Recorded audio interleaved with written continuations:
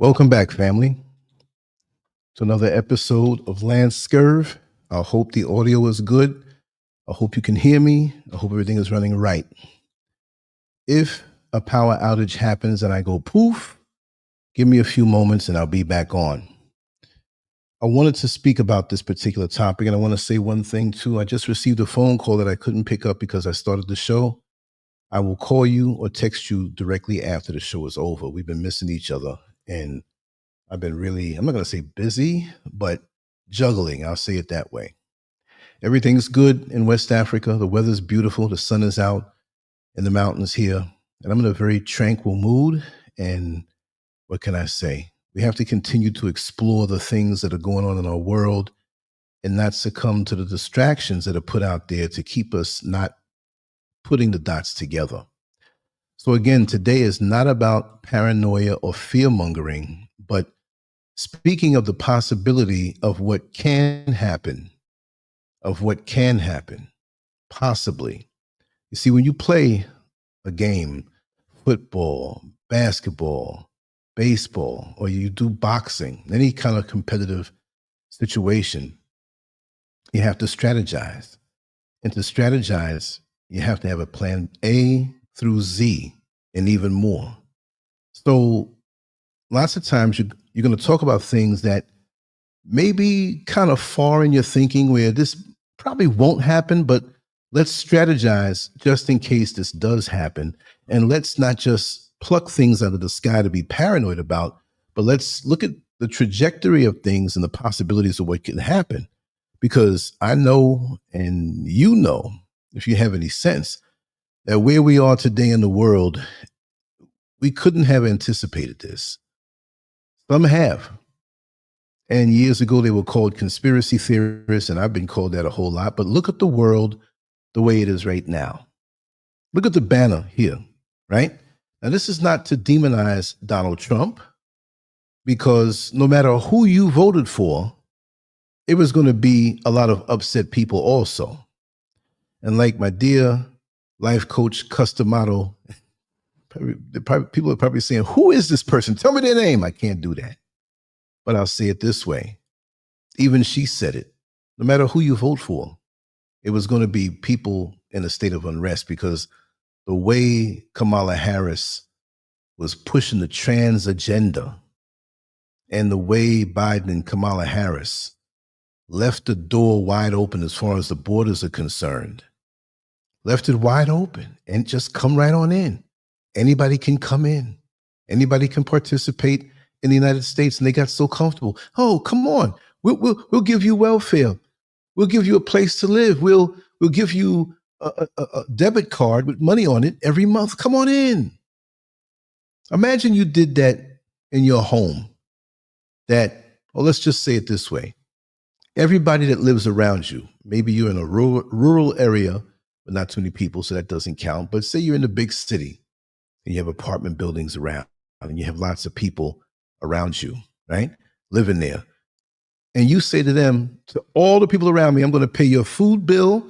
I'm going to pay your light bill. I'm going to pay for your transportation.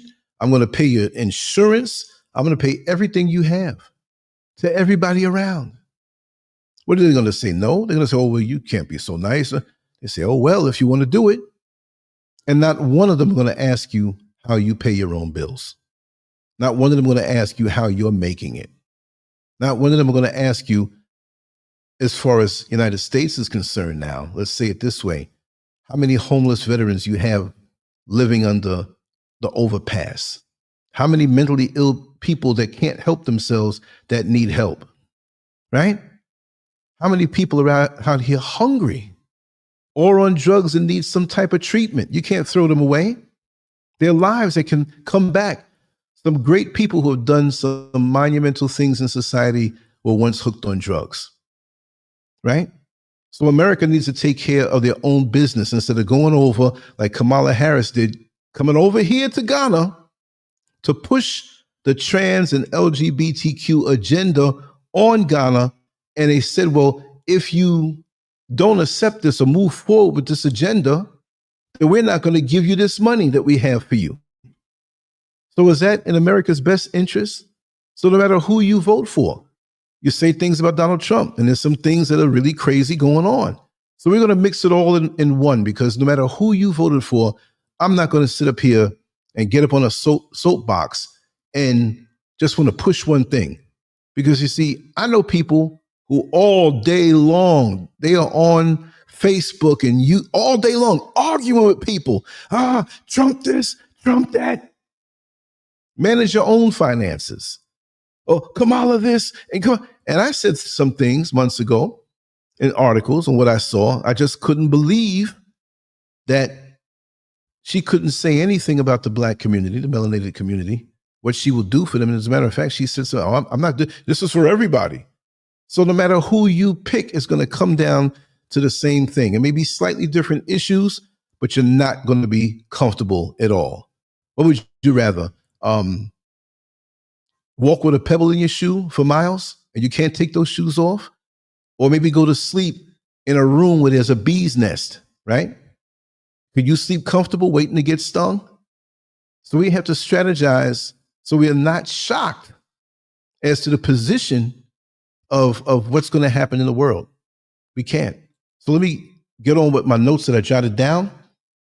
I'm going to read off some things that I wrote to bring you into the mindset of how we have to see things. And we don't have to see things. These things are my opinion. I'm not saying they're facts. From the first slave ship to the latest eviction notice, America has wrapped injustice in patriotic paper. We were told the Constitution covered us, yet every era has written a fresh disclaimer in invisible ink. Today, the shackles look different, but the system's goal remains unchanged. Contain our bodies, control our labor, and deny our rise.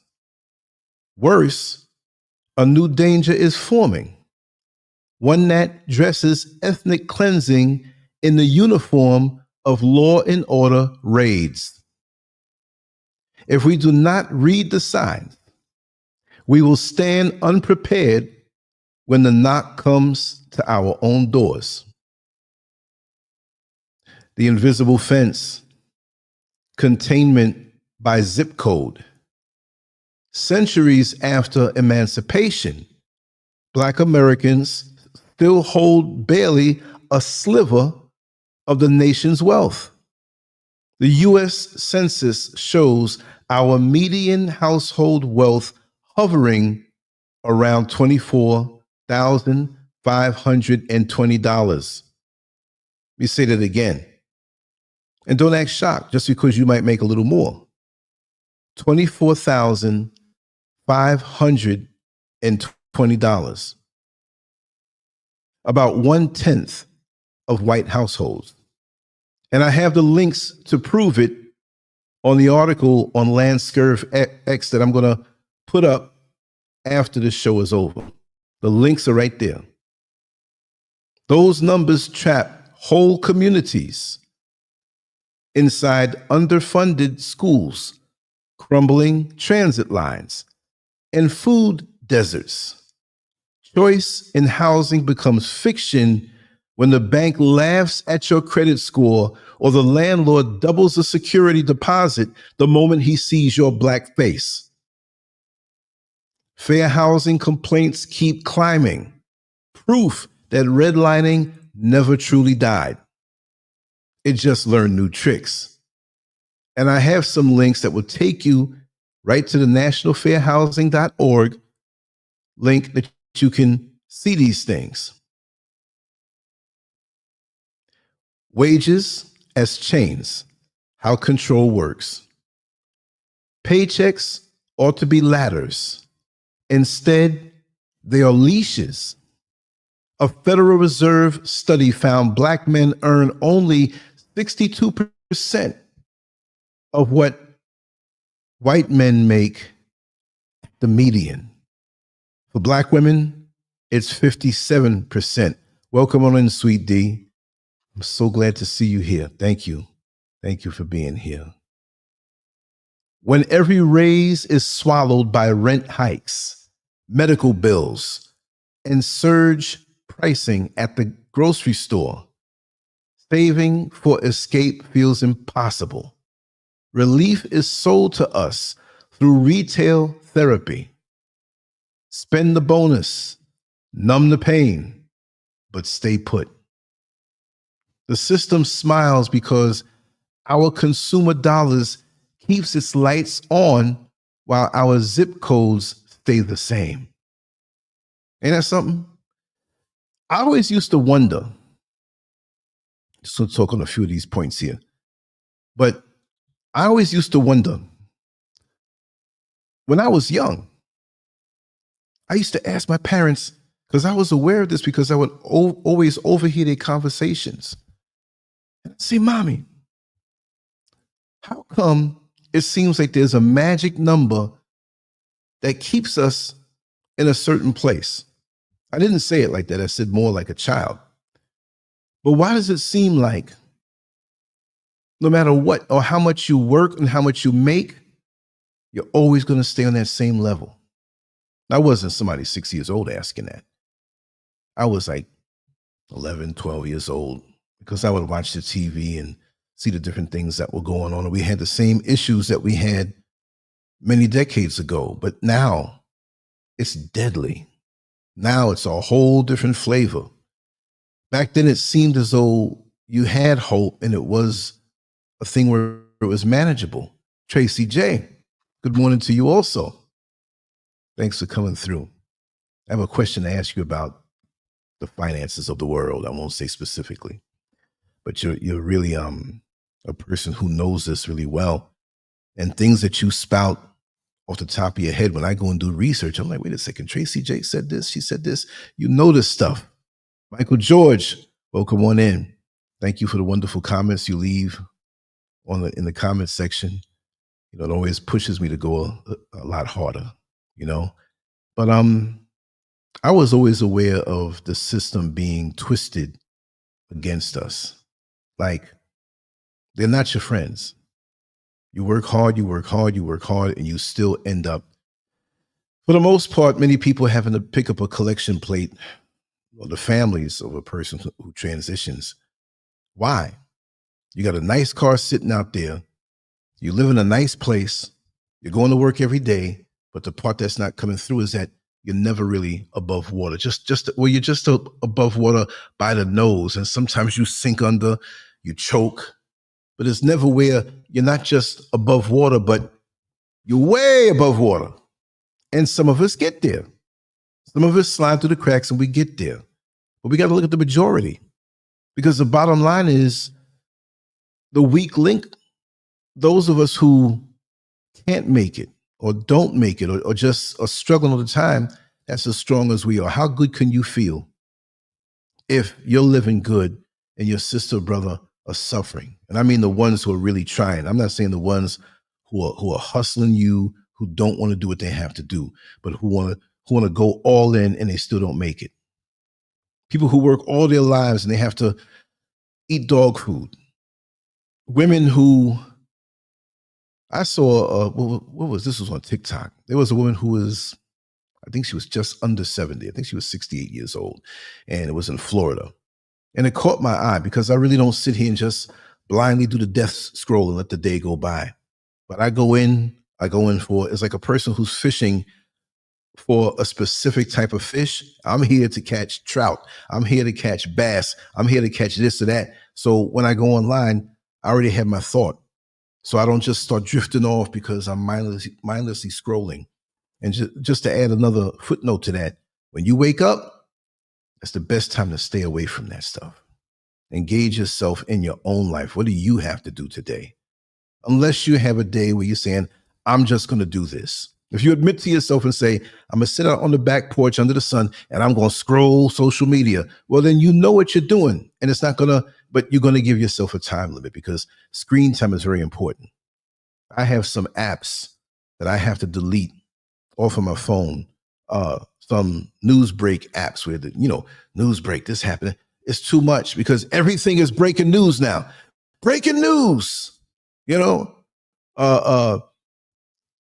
President Donald Trump broke his fingernail. Who cares about that? And this is what you have out there. So there's got to be a way around the system. But my thing is, where is all of this going? That's the big question. Where is all of it going? Bottom line. So let me continue to read my points. And I'm going to swing this around to something else. And I don't think it's too far-fetched. Maybe 20 or 30 years from now, maybe 5 or 10 years from now, we're going to say, not because I said it, because so many other people are saying it also. Many people are aware of it. I'm not going to say the punchline yet. Let me just read this. Denial of upward mobility, the rigged game. Kelly Green. Yes, let me just show what Kelly said. Yes, I deleted that news break happened a long time ago. Yep. A lot of that stuff is fabricated. You're right. That news break, that specific one, and I have a whole lot of different ones, but that's the worst one. Every 2 minutes, it's like something is happening where a planet's going to collide or something's blowing up or somebody launched a nuclear bomb and you go there and you're like, this is nothing. You see? It's very crazy. Thank you so much, Kelly. Thank you so much. I really appreciate that. I'm going to try to keep it where there's no foolishness going on here. I like to joke a lot, though. So, look past it when I do that. But thank you for subscribing. Right? I'm going to say it again. Denial of upward mobility, the rigged game. College debt, predatory lending, and credit score alchemy slam every exit door. Even when we play by the rules, earn degrees, work 2 jobs, the gatekeepers move the finish line. Didn't I just say that? It's like there's always some catch. You do what they say in the system. You clean up your credit. You work and have your money, your down payment money, whatever goal you have. And you come to the table and it's never enough. It's never enough. Yes, exactly. It's very healthy to laugh, not just in a blind way, but I like to laugh. It's a natural medicine in times of misery. Exactly. You said the same thing. Homeownership, they jack up the insurance. Business loan, they call the paperwork incomplete. These denials are not accidents. They are policy in action, designed to throttle Black ambition while marketing the American dream on every boulevard.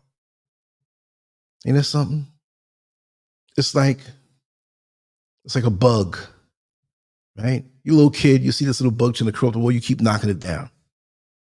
I'm not cruel to any animals or bugs, but you're a kid, you playing this game, and you breaking the bug's will. After a while, it just lays down. After a while, it doesn't try anymore.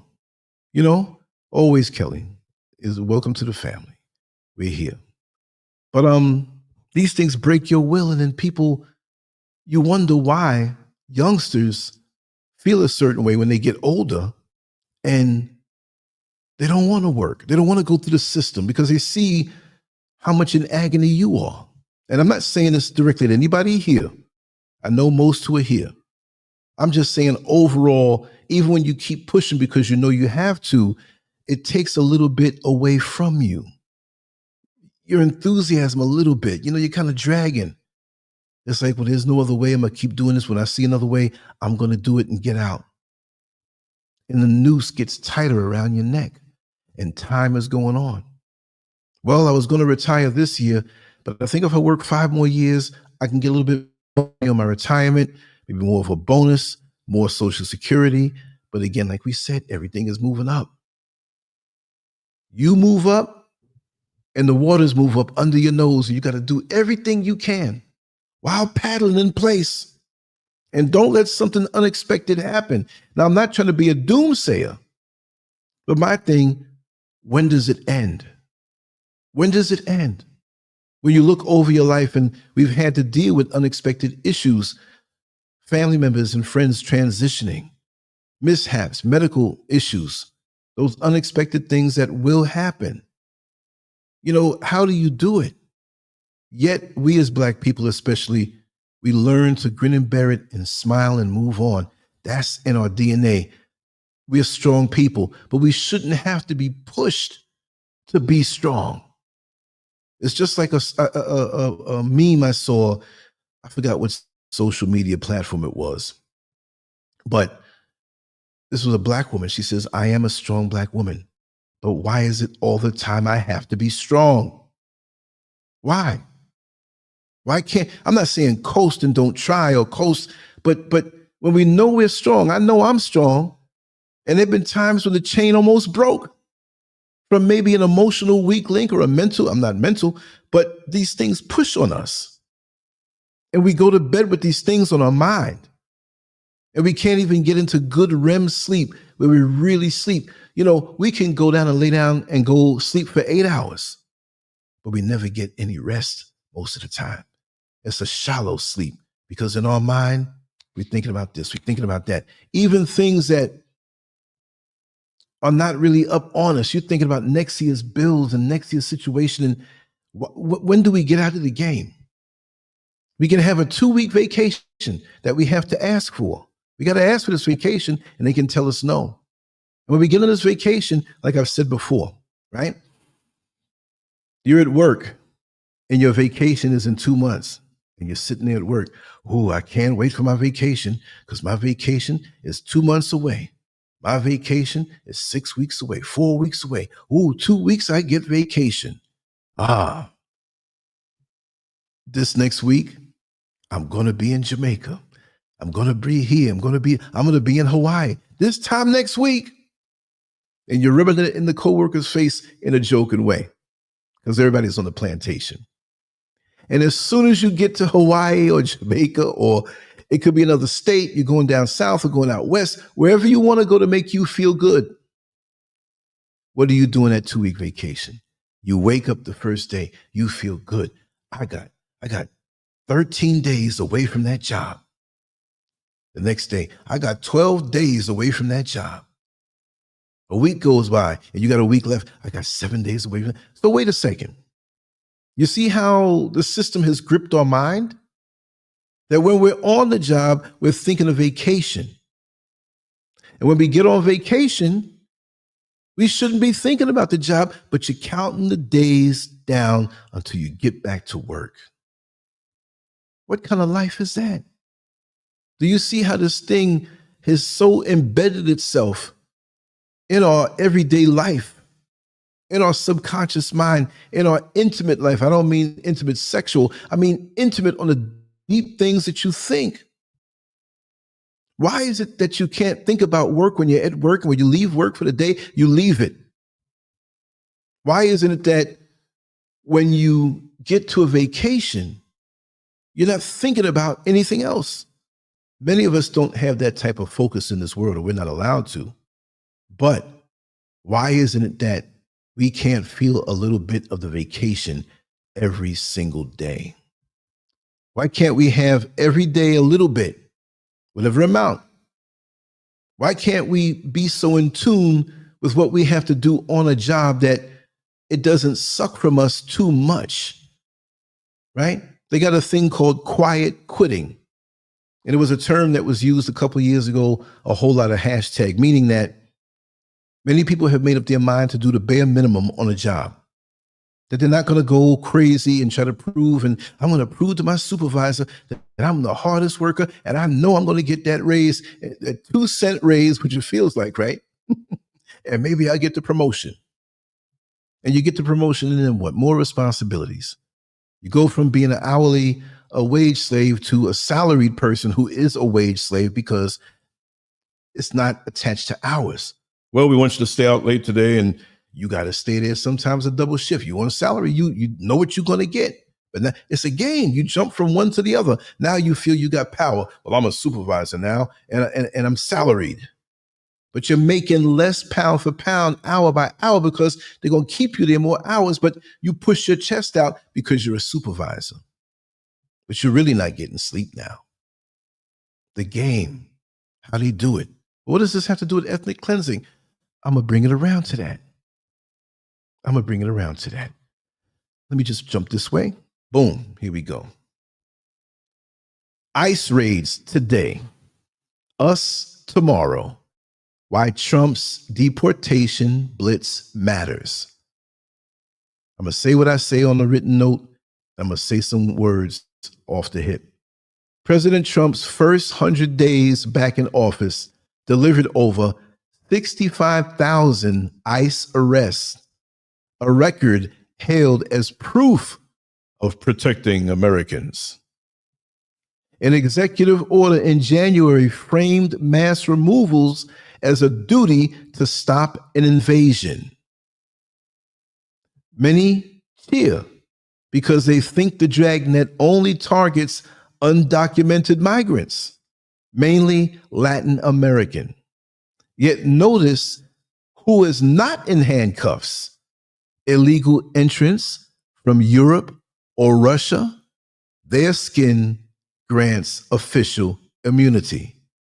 Are they raiding illegal Europeans who are here? No. Are they going up in certain parts of Brooklyn and New York, which Russians are all over the place, but the ones who are here illegal, are they raiding them? Who do we see? But see, here's the thing. The bottom line is that no, while it is not my fight, I'm still humane. Now, we know there are people who have come here illegally, and we know now they're trying to target Haitians who may have stayed a little longer. The specifics I don't know, but they were granted a time to be here, and they weren't legal citizens. Now they're swooping down on them to send them back into the horrific conditions that are going on with the gangs, the gang takeover in Haiti. But yet you want to take South Africans who happen to be white, who generations ago the land was stolen from the Africans that are there. That's their birthright. What's under your foot when you're born is your birthright. But they want to bring them here and say what the Black Africans are doing there is wrong. No, that's restoration. That's reparation. But you see how slanted the government is. No matter who wears the face or who owns the office of being a president. Like I said, whether you voted for Biden and Kamala or just Kamala, because, you know, he was on his way out anyway. Imagine he did stay and get reelected. What would we be dealing with right now? They'd have to take him out. I heard the other day he got lost in the closet. Lost in his own closet. Now, I know the White House, or wherever he may be living now, he's not in the White House, correction.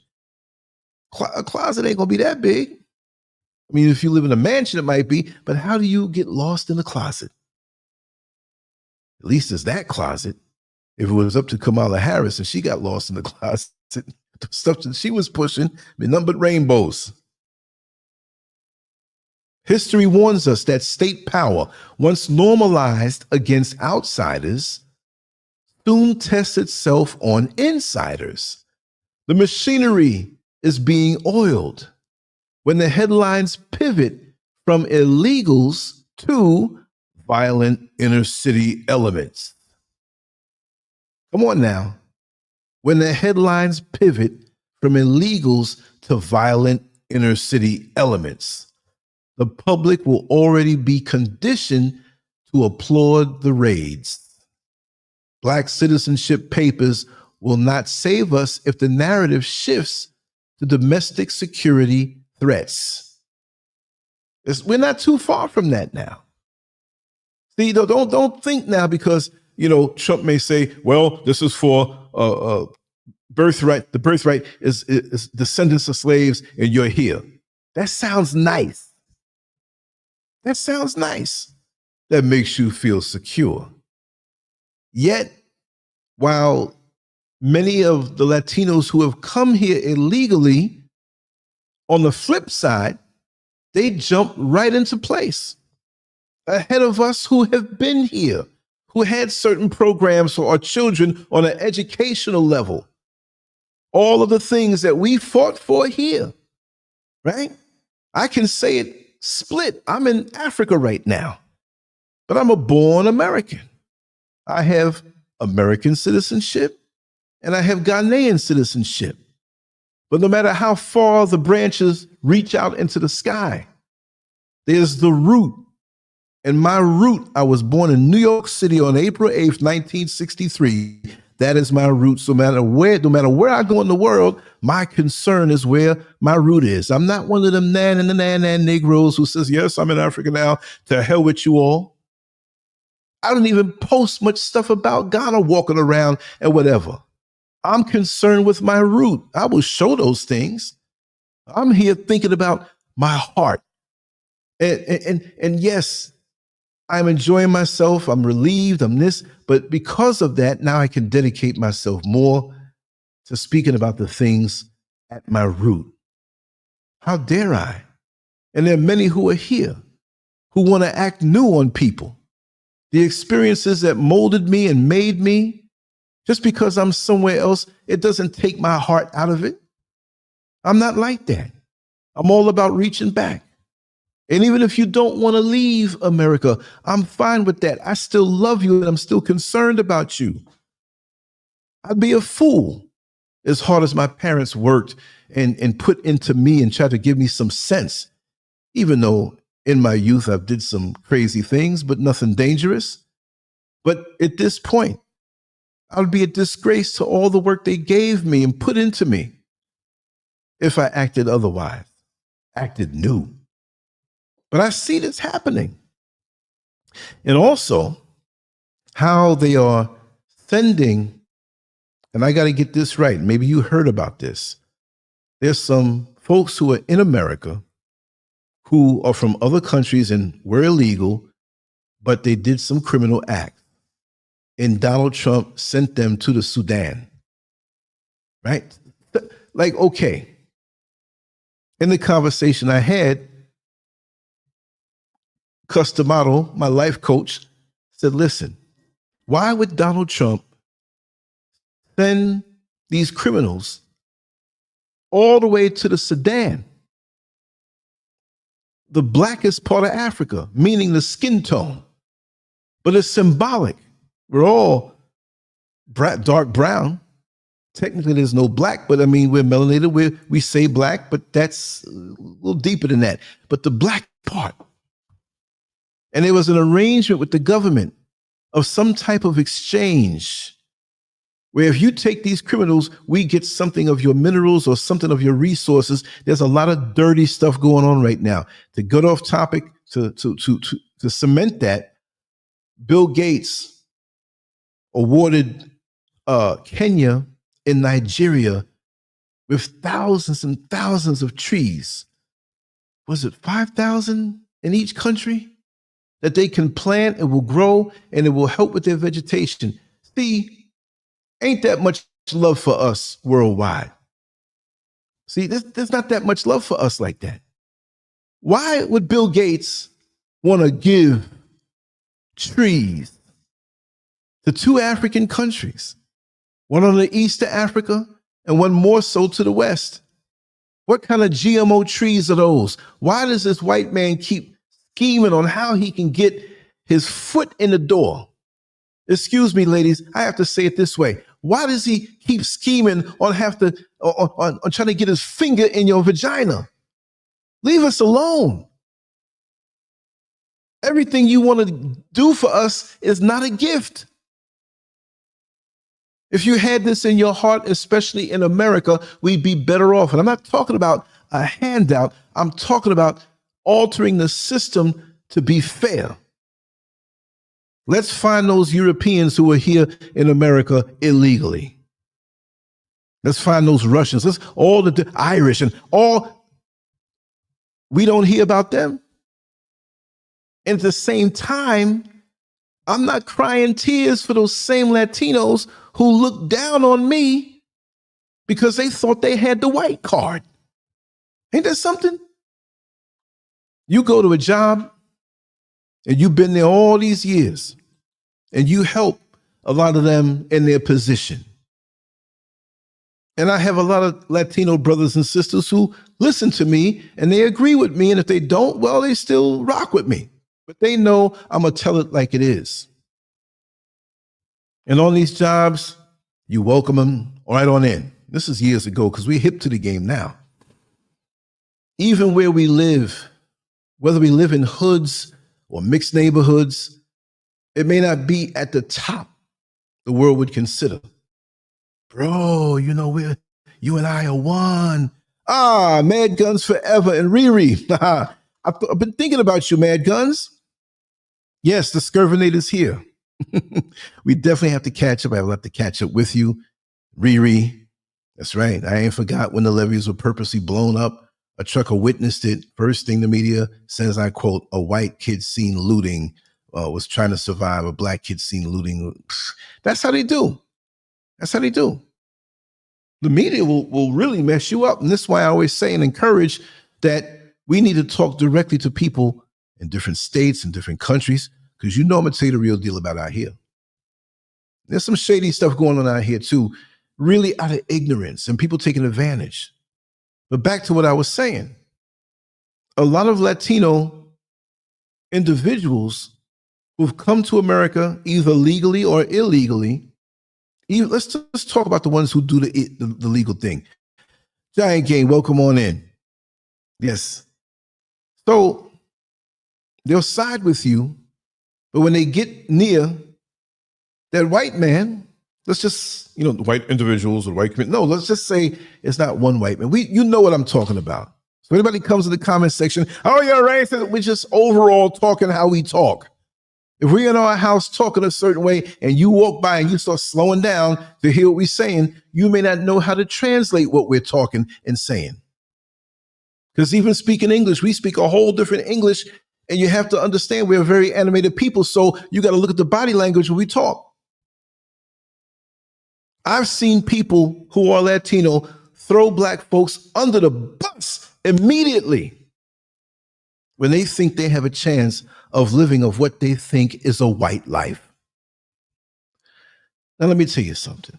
Through all the years of indoctrination of watching Father Knows Best and The Partridge Family and The Brady Bunch and I Dream of Jeannie, and we think that there's this, and those are old shows from back in the day. Maybe you don't know who, if you're a little younger. But we expect that, well, on the white folks' side of town, things are better.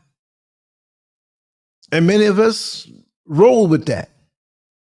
Coming out of slavery, the white man's ice was colder, right? Everything was better on that side of town. But let me tell you something. Statistically, yes, across the board, they may make more, the median. But how many of those are privileged white folks? Why don't we do that statistic of all the people who make under $100,000? Because that number is brought up for them. What I'm saying is that there's a lot of them that's feeling it too. And really and truly, I don't care. Because they don't care about me or you. I don't care. Somebody, they have to, they're suffering too, but they have this privilege. Did they extend their privilege of their wallet in an underground railroad kind of style and hire you or hook you up somehow or do something? And I'm not saying I want a handout. Just do for us and give our just due. Because the reason why white folks you so rich, those who are, because you got the free labor in the free land and you're exploiting things over here in the motherland also. And then you want to turn around and say how it's poor over here. When I saw the potential, when I saw the guarantee of living a peaceful life without having to look over my shoulder, I couldn't wait. Let me get back on topic. But I couldn't wait. Even when I got malaria in May of 2019 and came home and almost died, I was this much from death. I was on my way out of here. And I loved what I saw here so much. It was like, I'm going back. I just had to deal with the mosquitoes. And I've been all right ever since. I'm not trying to say that here is better. We all can pick from the menu of where we want to go or what we'd like to see, even if you want to stay. I'm not saying because I may eat hot dogs that you can't eat hamburgers, right? All I'm saying is don't have your mind closed off to the fact that it's a big world out here. It will make you feel a certain way. It will affect you a certain way. And that if you haven't left America, at a good distance. You don't know how much, and I don't know how much either, but whatever weight is on you, when you finally shrug it off and say, hey, I feel different here. I may not have the same amenities that there are in America as fast, but I can embrace this and leave those amenities alone. Right? Would you like to be in a 5-star hotel, top of the line? You can sleep there as much as you want. All the amenities there. But you got to sleep in a room full of snakes, 10 snakes that'll bite you and kill you. But this is a 5-star hotel. Well, it's the same thing. I take more walks here at night and in the day than I ever did in America. Because you don't know who will roll up next to you and shoot you or do something to you. It doesn't happen every second, but it's on your mind. And you're stressed because of this. You know? It is. And I understand, what you mean, that it's home. I understand. But after a while, we have to understand sometimes, and not disagree with you, what home can become for us, especially when home becomes something very dysfunctional and unbearable. You can have a home or a nice house and nice family members, and I'm not saying this is you, Kelly, but what about that uncle that comes over and visits you in your room at night after the visiting with the family and puts his hands on you, but nobody believes it? It's a nice home and a nice house, but you can't deal with that no more, especially when nobody believes you, right? So there's all kind of ways to look at things. Like I said, this is where I live now, but America is still my root. I dream in America. I don't dream nothing in Ghana. All my dreams are in New York City, and I lived in Orlando for 19 years, but I'm dreaming like I'm in New York City. People still call me and ask me, hey, Lance, man, you know where that place is that you took me to, man, back in 1994? How do I get there? It's up in the Bronx. I'm like, man, get your Google map or whatever, put the name in, whatever. Let's just give it to me, man. I still know that place so well. You understand? So it's your heart. But for me, at this age, and I have a lot of juice left in my fruit, I just want to have myself to myself without those extra things hanging over my head. I love it. I'm not saying I love it when I see white people here, but I love it when I see them here as a tourist, and some live here, and they better not push their chest to me out here, because although I was born in New York City in America, in the United States, this is my blood right through my father, who, is a Jamaican, and Jamaicans are from Ghana. So don't you come and push that mess on me out here. And when they look at me thinking their magic powers will work, when they look at me with their eyes looking like, I'm looking right back at you like, yeah, like, so what? You know what I mean? Where they used to tell us, go back to Africa. I told one time, he used to look at me, I said, you need to get out of here and stop poisoning this place and go back to America or Europe, wherever the hell you came from. He was as red as my shirt. Don't come out here thinking you're empowered over me. No. You don't rule the planet, although you want to and want to try to. But getting back to what I was saying, many will switch up on you who are Latino. They're not going to look out for you once they feel they have their white card. I'm telling it like it is. I'm not saying this is everybody, because there are many who I know that I love that got my back and I got theirs, ride or die. Many, and they proved it. But there are some, especially some of them Cubans, you go down to Miami, oh man, they're going to give you the IGGER treatment. They're going to look at you that way. I'm telling it like it is. So many people, let's just say this way, be politically correct. No, I'm telling it like it is. They don't got nothing. Hey, bro, we're down in the trenches together. You're my brother. When they feel they get their white card, they see you with the other white folks, the friends, or the other Latinos who think they're white and have that white card, and they don't know you no more. You'll be lucky to get one of these. What's up, man? They won't even look at you. They won't even shake your hand. Hey, what's up, man? You over there, and then, what's up, man? They've done it to me. Say, hey, man, what's going on? They start blinking their eyes like, oh, God, I hope this Negro doesn't come over here. Try to get a job in Miami right now, right? Certain places where they dominate. This is why they're so angry, but then they turn around, oh, yeah, I'm so hurt. Black people won't defend us. When we were marginalized and pushed out a lot of the programs that we had given to us, that we fought hard for to balance everything out, and you got it, you and the LGBTQ people, when Barack Obama came in. Well, quite frankly, I don't want to have to deal with niggas. And he didn't have the Black American experience, right? And we were behind him. See, we got to wake up to what the facts are and stop being so damn emotional and being fair with the enemy. You know? Let me see what Kelly says here. I remember it like it was yesterday. Right after Katrina, we had to leave because of hurricane. Exactly. And I was working in the corrections department down in Orlando, and many who got involved in things, who got locked up, they were in there. I talked to many of them, and that was the plan, to displace us, because the enemy, the others, they want to dominate, New Orleans, right? Let me see, Cato Family Farm. Yes, peace to you always. Thank you for coming on through. But yeah, that's how it is. We get shuffled around.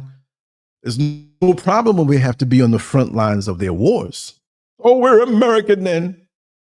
After 9/11, when they were scared. Oh, yes, we're all American. We're all brothers and sisters. Oh, we're American now. Huh? Like that side chick the married man has. 1 o'clock in the morning, the wife is sleeping. He has a good feeling for that good stuff you got. Can I slide through? When you say you have a little bill to pay, he don't want to know you. I'm not condoning this behavior. I'm just saying how it is. And it's like that on all levels. We have been the dookie stick of an entire country for the whole time that we're there. Yes, we do have a feeling. We do know that we built the place. And if anybody can claim anything, it's us. I'm not denying that. I'm not saying to leave and people say, oh, you're running. Me, I'm not running. I just moved position. Because if I ran, I wouldn't be talking about it right now. I'd be somewhere down on the beach and just whatever. It's getting bad here in America, Lance, right now. Well, I don't care. I'm in Ghana right now. No, I'm not like that. Because if anybody puts their hand on any of mine in my inner circle, family or friends or people I know that are right, I'm taking a flight. I'm going to get that ski mask. I'm not telling nobody. Boom, boom, boom, boom. And hop the next plane right on back. I had the flight booked already. Okay, we're going to land here on this day.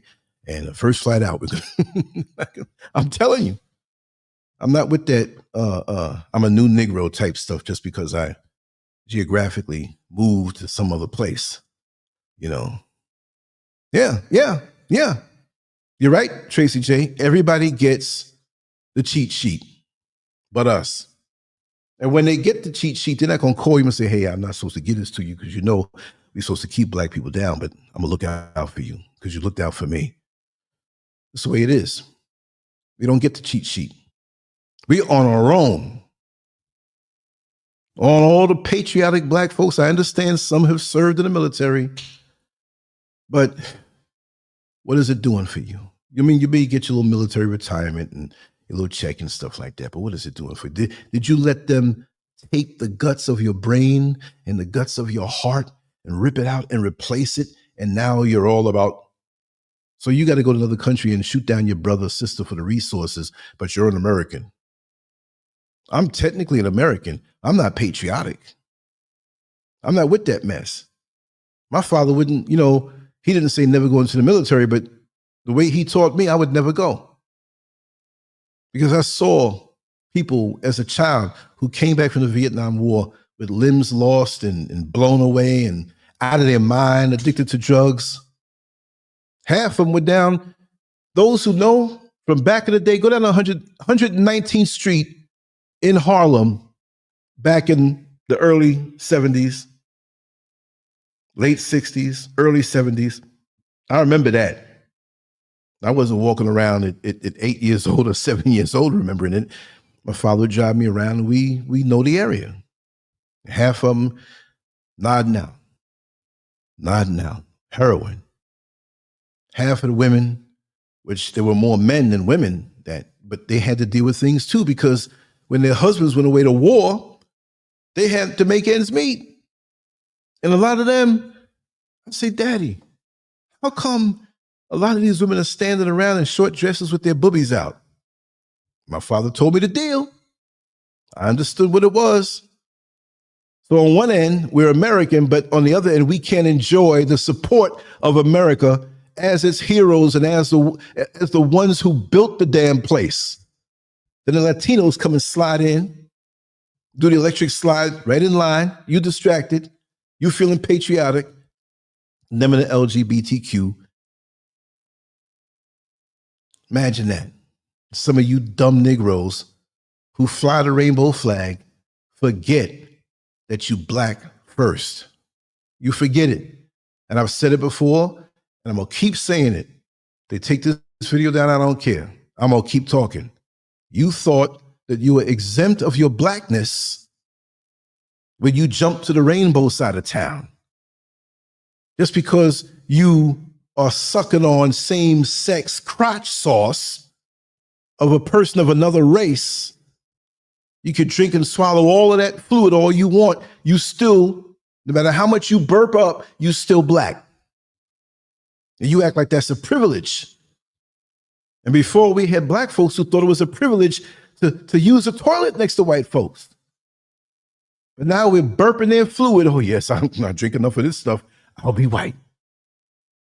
And I said it the other week, I'm gonna keep on saying it. You go back to your own neighborhood, and your little brother, your little sister's raped, or your little brother is shot, and them same people, they ain't coming for you. If anything, you're a little fetish. You don't know what people are thinking in their mind when you laying in the bed with them. Any time, hetero, homo, trans, whatever. I knew a dude who hated women. And I'll keep it decent, but he loved to receive acts performed on him from various women. And he's thinking, he told us all in the barbershop one day, man, I can't stand it. Anyone, yeah, you go and do that, yo, nasty. So yeah, look at you. That should be a beautiful act between consenting adults and people. And you sitting here getting that done, and your resentment. See, some men are sick. And they'll talk to you nice, all kind of ways, get you to position, and you don't know what's on their mind. I've seen too much. I've heard too much. I've talked to so many different people. You all have too. Y'all ain't dumb. But nothing is as it appears to be. And you keep sucking on the wrong nipple of this media, and they'll tell you anything. But again, to those who are Latino, who gave me your butt to kiss, and those who look like me, that's your fight. But on a humane level, it hurts me to see how brutal these things can be to any human being. Now, I'm not trying to clean it up. I like to go in with surgical precision. That's the way I do. And sometimes it may seem like it's a contradiction. Imagine you drive an ambulance and you're one of the emergency workers, and there's some guy that beat your little sister up. But later on, 2 weeks later, he got hit by a car. And now you got to go attend to him. That's mixed feelings. You got to do your job, but I wish you, maybe you might do something where he's not here. But it's mixed. And I have a lot of time to think about these things, and many years to think about these things. And I'm not going to get caught up in an old narrative that I may have been fooled in. I've been brainwashed. Not as much, because I had parents at home that kept me a certain way. Even my older brother, who's always been on drugs, he had a lot of sense, and he taught me a lot of things. I got to give credit where credit's due. He got me hip to a lot of things, more direct sometimes than what my parents could say in different ways. You see what I mean?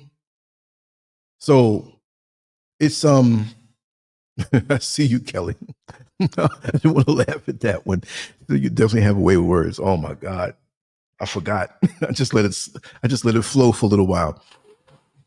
But that's the thing. To trust and you don't trust, and you go through the agony as a black man or woman in the country, America. Well, maybe I'm too harsh, and then they open up a little bit, and then something happens, and oh man, forget this. And you go through these changes. Forget going through the changes. Why have to go through the changes?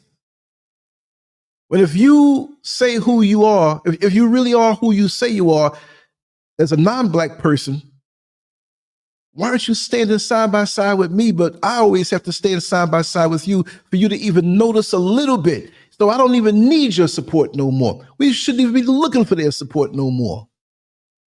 But you need to look out for yourself. And I have some other notes that I want to speak on. I done went all the way around the world. Yeah. The perfect storm for ethnic cleansing. Ethnic cleansing is rarely announced. It creeps. First, a group is blamed for crime, budget deficiency, or cultural decline. Next, extraordinary policing becomes ordinary. Then, relocation, whether by forced eviction, prison pipelines, or deportation under some new legal pretext. See, Trump sending those folks to the Sudan to be incarcerated, or the other ones to the South America, that's the warm up. Don't think it won't be us. We see the script unfolding. Contain us in over-policed districts.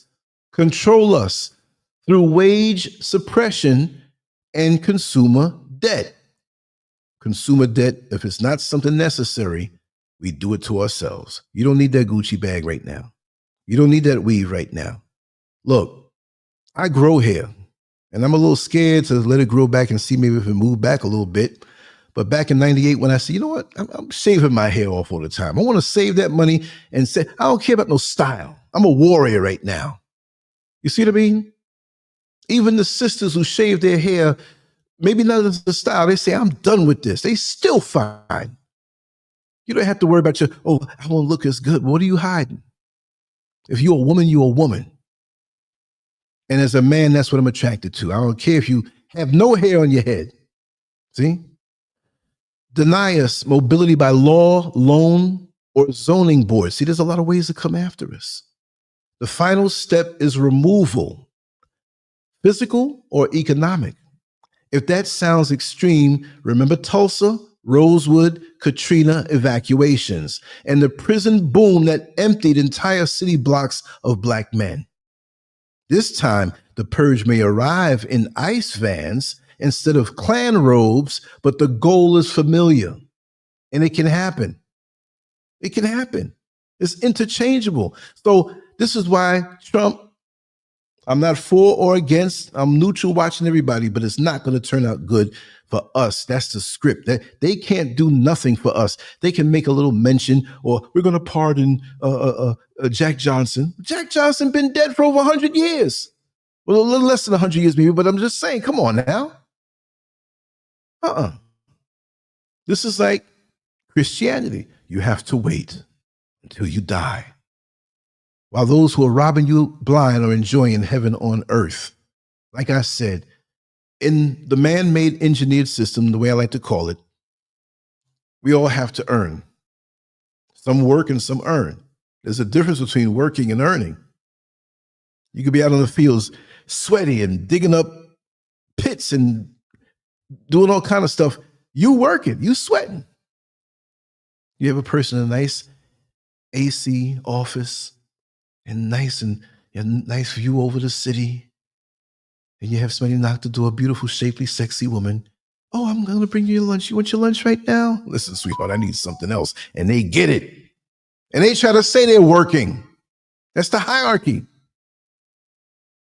That's why quiet quitting was very important when it came out. You know? That's right, Kelly. Also a huge difference between the rich and wealthy. What they tolerate is lots of times, or what they won't tolerate is what we would love to have, meaning that their level is so high that what's in the pits for them is way above what we even have a chance to touch. I'm not saying everybody, right? There are exceptions. Then you have those who are taught through the media, and just like we did the show about black women being gorillas on that AI TikTok and reinforcing stereotypes, they already have their mind made up about us. Do you know we cannot believe the niggas? You know what I mean? They will come and they'll be quiet. They just don't want nothing to do with us. And they'll dislike us from what they hear. Others know the truth and roll with it anyway, as long as it's not touching them. When are you going to learn? Look where we are now as a collective. You can see the BET Awards, all the foolishness and crazed, perverse, gender twisting stuff. We're sitting back. We're making progress. What kind of progress are we making when the black family is being destroyed? That's progress. Really? Really? And who conjured up this stuff? Somebody's laughing like, these niggas are going for this. Really? They think they're making progress? Again, so they can be next to us and all perverse stuff?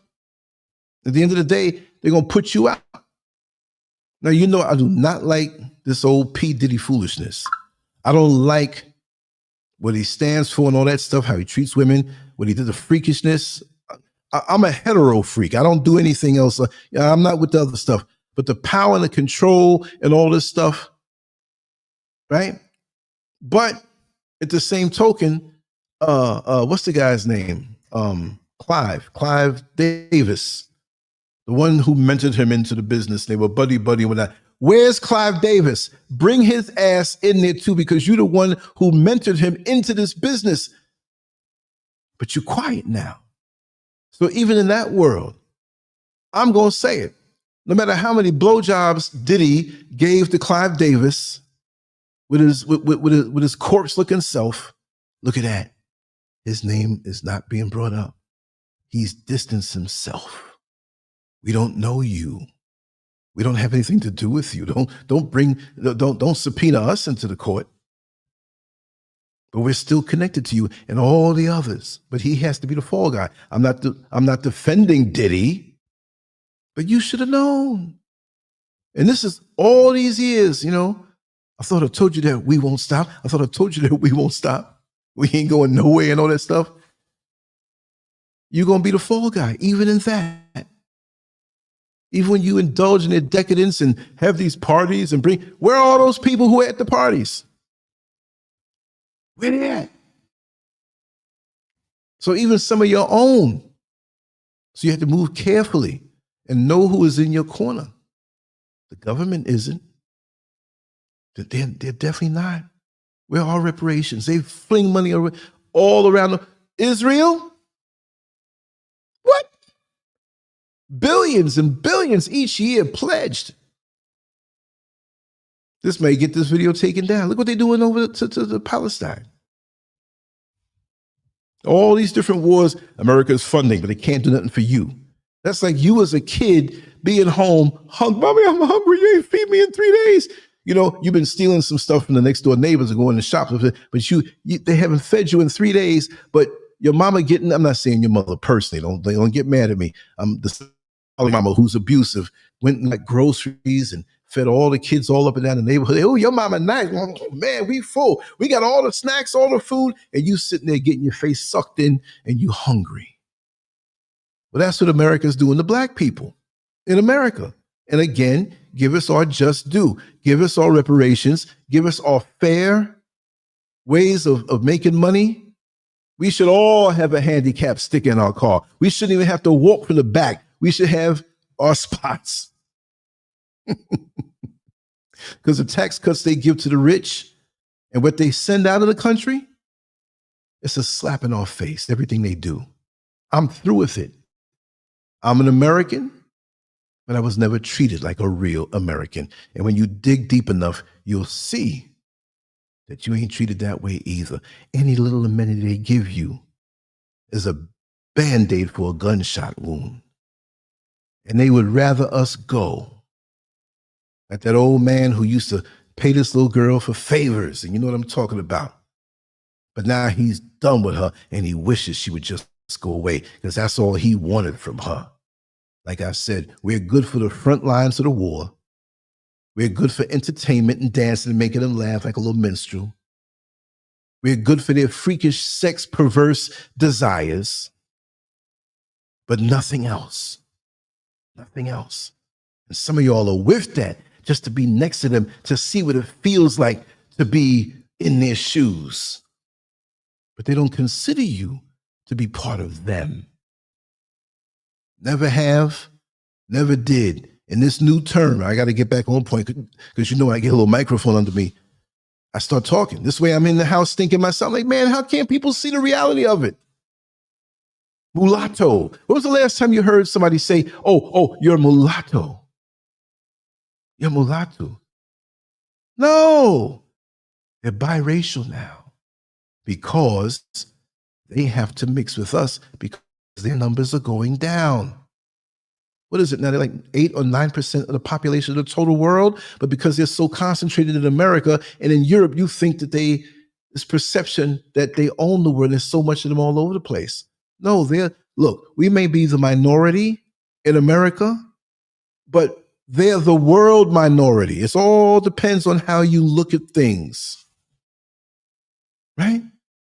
If you got mud on your glasses, the whole world looks muddy. You take the glasses off, man, not that much mud around here now, is there? They mold your perception, and we're like a woman in heat, legs wide open, with the penis of the American media digging us out. See? And we think that's reality. We won't get up out of that bed and see that there's a whole world out there, and we don't need to be sucking from the wrong nipple. I know I'm using some harsh words here, but I'm going to get harsher and harsher because I'm just so pissed at how things are. How stupid can we be? You go to Google Trends. I go to Google Trends and I go to different search engines and things that will give me feedback on what people are searching for. And in the top 10, let me look right now. I'm going to look right now. Let me just leave the screen. I hope I don't fall off. Let me go to Google Trends right now. Let's see what's happening.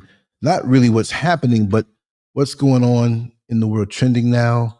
Let's go to trending now. And they usually put me on Ghana. I'm not going to go on what's happening in Ghana. I'm here. That's what they put me. I'm going to go right to the United States. Yes, I is. Okay. Real Madrid. Bobby Jenks. America Party. Inside part of a golf club. What kind of search is this? Let me get to the other one. Trends. What that was. Okay. United States. Okay, same thing. Bobby Jenks. I don't know who that is. But anyway. Okay, they're only giving me one state. What the hell? No, sub-region. I don't want that. So it's not going to be fair, but I guarantee you that when you search on Google Trends, and we're talking about what most of us are looking for. You know, what most of us are looking for in the top 10, 7 out of the top 10 searches that we're searching to look for is usually something about some kind of football, baseball, basketball, what they call a celebrity, unless it's some disaster. And of course, it's nothing specific to us, unless we mean something to them. Or one of us is one of their manufactured stars to be the Pied Piper to take us off course and think on some different stuff. It's always that way. Okay. A plan beyond the border, preparing to leave the plantation. Now, this is not for everybody, but put it in your head and play around with it. Look at it as a possibility. I'm not telling you to leave America, but just consider it. Or just consider that there's a big world out there. Leaving the United States feels unthinkable until survival demands it. I speak from experience. Stepping onto new soil can heal wounds you never knew were still bleeding or you never knew you really had. Research visa requirements now. Build digital income streams. Network with diaspora communities abroad. Let me move this over here. Pack documents, scan records, and keep an emergency fund. The first months will test you, but the long view favors life over slow demise. Staying put simply because it's familiar is surrender on an installment plan. See? Just be ready. What you don't want to do is something jump off and you're like, yo, I got to get out of here. Even if you don't have much and you're like, if I stay here, I'm doomed. But let me have all my paperwork, because if something happens and lines are backed up and you can't get your visa for the next 11 months, at least have that possibility. At least know. And what I find so sad is that most of us, we live in our own little world. Like they said, the 15-minute city, the smart cities that they're trying to push, where everything you need is within 15 minutes. Well, a lot of us, in our ignorance, are doing that anyway, because we don't go nowhere unless we go down south somewhere to visit family or whatever. But where we live, we don't even know the next few blocks over. We don't know the people around us. We have neighborhoods, but we don't have community. Community. Meaning together, two, more or more. The co-star, In community is unity. In neighborhood is hood. And that's been snatched from under us, and we don't really know it. Come on, y'all. No matter where y'all grew up, you are more friendly with the people around you. You shared news, you shared things. You can knock the door if you needed something. See? It's not like that no more. And people have their minds turned against you anyway. And you could find that out in Ghana here. Don't think out here is perfect. It's a lot better. But I find the people who have moved from America to come out here, they bring that dirt with them, to be honest. They'll tell you something on the video, yes, who we think he is. You got that out here. I'm telling you from experience. So you got to deal on an individual level, but always keep yourself ready. Golden Gold, welcome on in. I've been running my mouth. I didn't even look at the chat room. Yes, greetings to you. Happy that you're here. Yeah, I told you yesterday we were going to do another one. I said I was going to do something last night, but I fell out. I went upstairs and that air hit me and I was like, oh man, I promised that I was going to do another show, but I don't want to do it half behind. I want to do it where I put my energy in it. Like, when people cook, they put their foot and stuff. Stand up or stand clear. America keeps us contained in forgotten neighborhoods, controlled by shrinking paychecks, and denied the keys to true freedom. Today's hardline deportations, speech of my mouth getting dry, show how quickly state power can pivot toward more undesirable targets. Who might that be? The writing on the wall spells ethnic cleansing, letter by letter. We can wait for the storm to arrive, or we can chart our own exodus while time remains. The choice is yours, but history shows what happens to those who trust in a system built on their backs. You got to move with wisdom, plan with urgency, refuse to be contained, controlled, or denied ever again. How much power do we really have in this life? We have lots of it, but under the system, it's limited. And we're given little trinkets and baubles and rubies and distractions and feel good things to keep us off course. See, there should be things that are mandatory in all of our lives that we have to have set. No matter where our trajectory is going to have us go or end up, we should be self-sufficient on many ways. We should have our own, but many don't seem to want that. See, many of us are damaged, and we can't wait for this total Black uprising because so many of us, like triage, we're not all going to make it. We're not all going to make it. I would love that, but we're not all going to make it. Many of us, most of us don't even have the mindset, the discipline, the drive, the focus, the sense of purpose to say that no matter what is going on around me, I'm shooting straight ahead for this goal. Something may tempt you. You may fall a little bit, but you get up. You don't regret it. You don't escape into living in the past, because now you're going to give up your present. You're going to give up your future. Well, you know, things were, we had problems, but, you know, things were better back in the 70s. Yeah, I remember that, so and so. What the hell are you doing for today? What are you doing for today? For tomorrow? What seeds are you planting for tomorrow? I don't understand it. I'm not going to say I gave up. No, I never give up. But I'm investing wisely in my black energy that I put out. I invest wisely. I'm not going to invest to buy a farm that has poor soil just because you my homeboy. You never took care of that soil? And now I got to bear the weight of trying to plant stuff there that never grows because you didn't take care of the soil that's there? No. I can't do it. Not going to do it. I don't argue with people anymore. I have opinions, which this was based on opinion, but with many little facts, because look, what happened to them Walmarts that they gutted out? Remember FEMA camps? Forgot about that? All the stuff going on underground and all those Walmarts, they're still sitting there. And look at this particular point with Latinos and illegal immigrants. They shipping them out of the country. What are those Walmarts sitting there for? And you see on the videos, and it's not AI, people are waiting at intersections, or a highway goes next to their area and they see all this military stuff going by. A lot of things going by and going down that you have no clue. They're not telling you. I had a friend of mine used to follow my stuff. I lost contact with her about 20 years ago.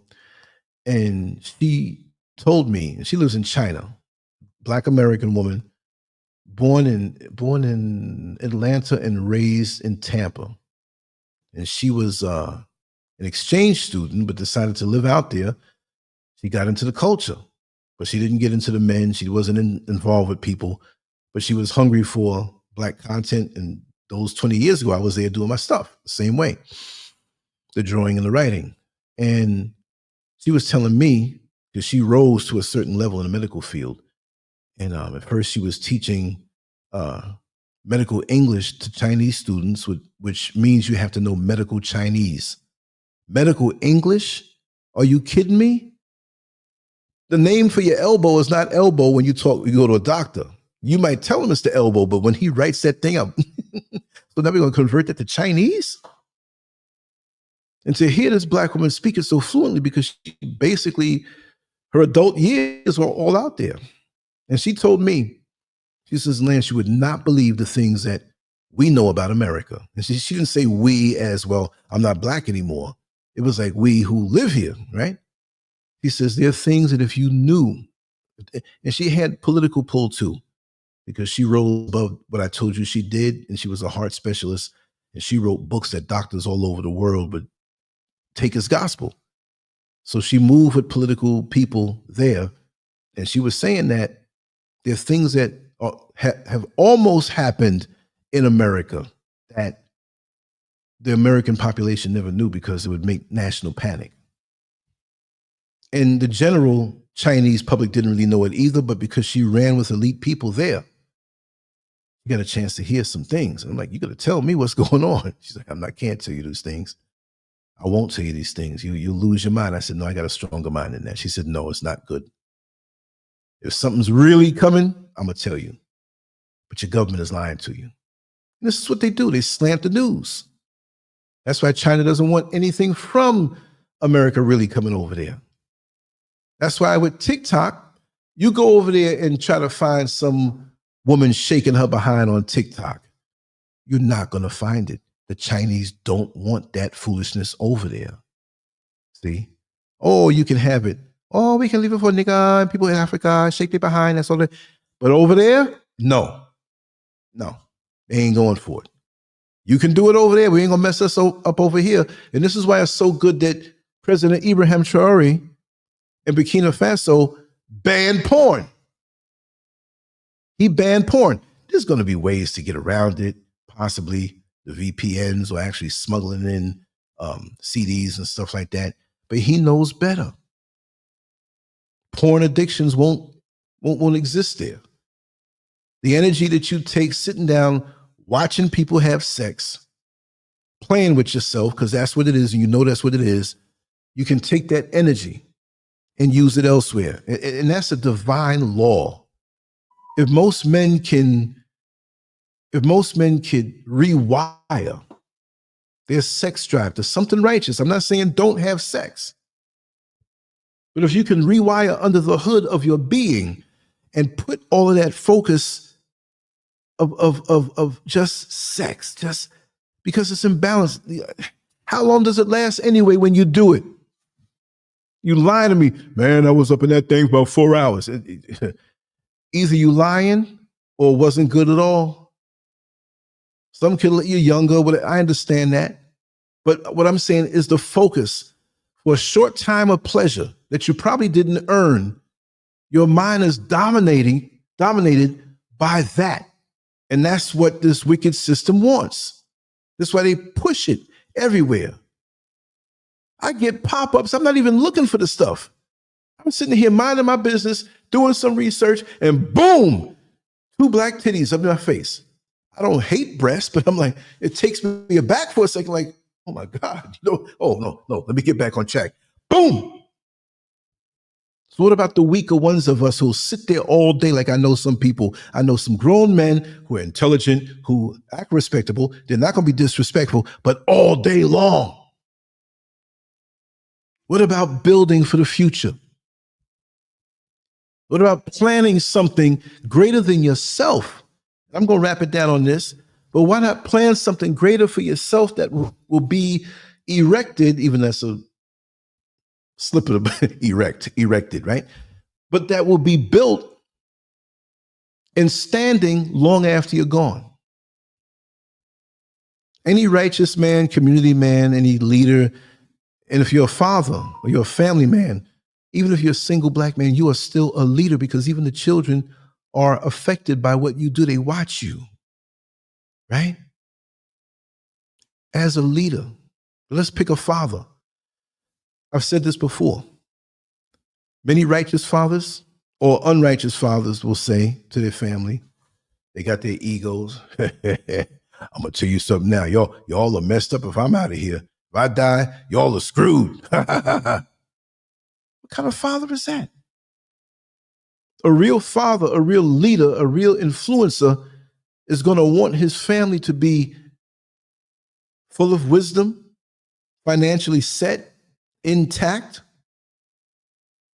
so that if that father is removed, the family goes on strong, utilizing what that father put in them with wisdom and showing them how to live and budget and navigate and deal with all of life's issues. That's your job. This is why when you have good fathers that leave their family behind, unfortunately, we all have to transition, but they stand, they cry, they grieve, but they remember, and they're built up to be men. And the families are strong. And the joy is the families being strong long before you leave. And you see your sons and your daughters, they get older and they have their mates, they start their families. You're like, man, it's got to be the best feeling in the world. I'm good transitioning. I don't want to, but I'm good because I really laid it down. I really, and you can close your eyes in peace because you did the right thing. What happened to that is being a goal. The world may not acknowledge you.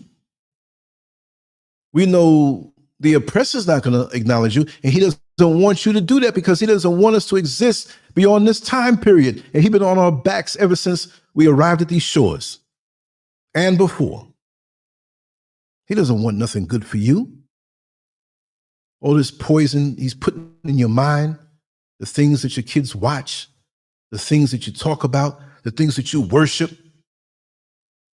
You may go to a service on a Sunday or a Saturday if you're a Seventh-day Adventist. If you go to any service at all, it is only you purging yourself of guilt from what you did the week before. Plus, religion is not spirituality anyway. Any old devil can go sit up in the church and sing and say, and most of these pastors are devils. And what they call the first lady, that's a whole other topic. Time for us to have a church show soon. We're going to break that down. Anyway, I just want to say I'm thankful for the time that you spent here while I went mentally crazy and unraveled the madness in my head. And I learned so much from all of you who come here and come into the chat room and leave comments and stuff. And it's part of our journey. We're going to come back with one of those giant games for real. I know you love those. You scurvite, you. Yes, indeed. It's all love, you know. And like you said, Giant, and I'm seeing this comment. I didn't see that before. Who said this world is too vast to stay in one place? Right. Right. Exactly. Exactly. It's a beautiful thing. Thank you for being here, Kelly. And you're right. Home is where the heart is, you know. And it has to match up. And like Giant Game, we were speaking the other day about being homesick, and you go back physically to the same physical location and it's different. But what you yearn for was what you know. And home really can be between the people that were there too, and you share the memories and you keep on going that way. There's a lot of ways of looking at it. But in our development and in our personal growth, you know, we can see deeper, hopefully, as we get older. Doesn't matter. You don't have to get old to have sense. There are elders that I know that are 1/3 of my 62 years that tell me things. They may not know a lot of other things experience-wise, but they may know something real good from their experience, and they've helped me out. So I can't dismiss them because they're older. Everybody can be an elder to somebody. Elder doesn't mean just older. Just because you're older doesn't mean or qualify you to be an elder. Because I see a lot of gray-headed old fools out here that are older than me or in my age group. They don't have a lick of sense, or they may be able to tell you something as far as sense is concerned, but they don't have the discipline. They know it, but they don't have the discipline. So it's not just a matter of knowing it, but being an example of it. Because if you're an example of it, you don't have to open your mouth too much when you're that person. Because your life tells the story. The way you walk tells the story. Like I've said this before, you know, and you're right, Tracy, sometimes home is toxic. So you got to create a new one. That's right. That's right. But you know, oh, thank you. Thank you, Scurvite. I'm going to make some Scurvite t-shirts for real. I'm going to do that. But yeah, this journey should make you better each day, and everything that crosses your path, you have to ask yourself, is this going to make me better, or is this going to bring me down deeper to where I don't want to be? It's either way. The people in your life, the places you go, the things that you think, is this going to make me better? It may not be a whole lot better, but is it going to lead me down a road of being better, incrementally more so than what I was the day before? That's the main thing. That's the only thing. Because we're not going to be perfect when we leave here, but we can be perfected and better, you know, and that's the bottom line. And that's how you feel good about yourself. Forget about the material things and the clothes and impressing people and what they think, what they say about me. You shouldn't care about that. It all comes from the inside. And whoever you deem to be the creator, that's the only concern that you have to have. Anyway, much love to you all. I'm definitely going to sign out. LANCESCURV out, and I will talk to you later on. Malik Aziz on the Muslim Street. I'm gonna host it. I'm not the host. I'm gonna, orchestrate it, but they're gonna talk. And Dr. Vibrant Issa White, he's gonna be on. It's gonna be a really great discussion at 7:30 tonight. I'm gonna make the link right now. And I'm gonna try to get in between that, again, maybe something short, something recorded. I don't know. We'll see how I feel, but I know one thing, my lips are dry. I want to get something to eat, recharge, and make it better that way. But as always, it's been a pleasure. And I look forward to these discussions and the interactions with everybody. So LANCESCURV out. We will talk. Much love to you all. Peace.